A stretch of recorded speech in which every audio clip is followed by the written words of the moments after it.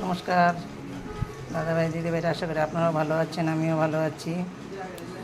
আজকে এখানে নিয়ে নিয়েছে মিতিল ও কাঁকড়া। এই কাঁকড়াকে কিন্তু আমি আজকে রান্না করব আলু দিয়ে, একদম মাংসর মতন করে।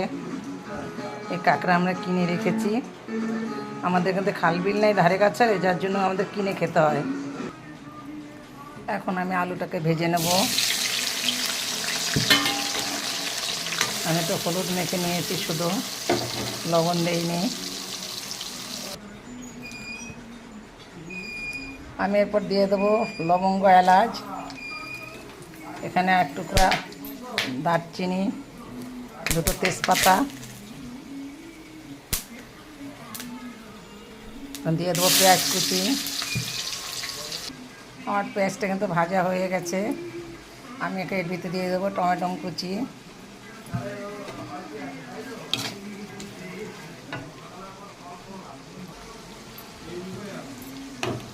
টমেটোমের কাঁচা গন্ধটা চলে গেছে, এখানে আমি দিয়ে দেবো 2 চামচির মতন আদা রসুন বাটা।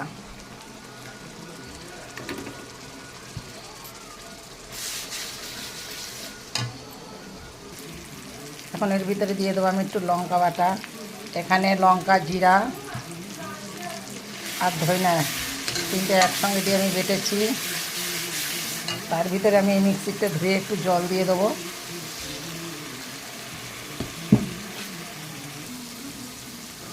এর ভিতরে দিয়ে দেবো একটু লঙ্কার গুঁড়া। তার ভিতরে দিয়ে দেবো আমি কিছুটা এখন হলুদ। এর ভিতরে দিয়ে দেবো আমি স্বাদ মতন লবণ।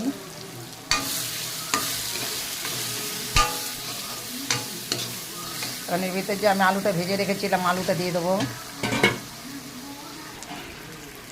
আমি কাঁকড়াটা হালকা করে ভেজে রেখেছিলাম, সেই কাঁকড়াটাকে আমি দিয়ে দেবো। আমি কষানোর ভিতরে কাঁকড়াটা দিয়ে দেবো।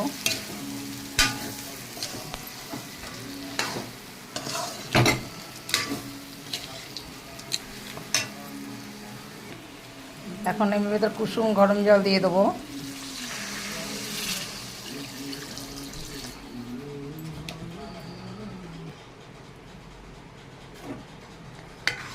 এখন আমার তরকারিটা হয়ে গেছে, আমি গা মাখা করেছি, আমি কিন্তু বেশি ঝোল করিনি। এখন এর ভিতরে দিয়ে দেবো আমি একটু গরম মশলা। এখন আমি একটুখানি গরম মশলা দিয়ে দিয়েছি। এই কাঁকড়া রান্না করতে গেলে একদম মাংসর মতন করে রান্না করলে খেতে খুব ভালো লাগে। এখন আমি নামিয়ে নেব।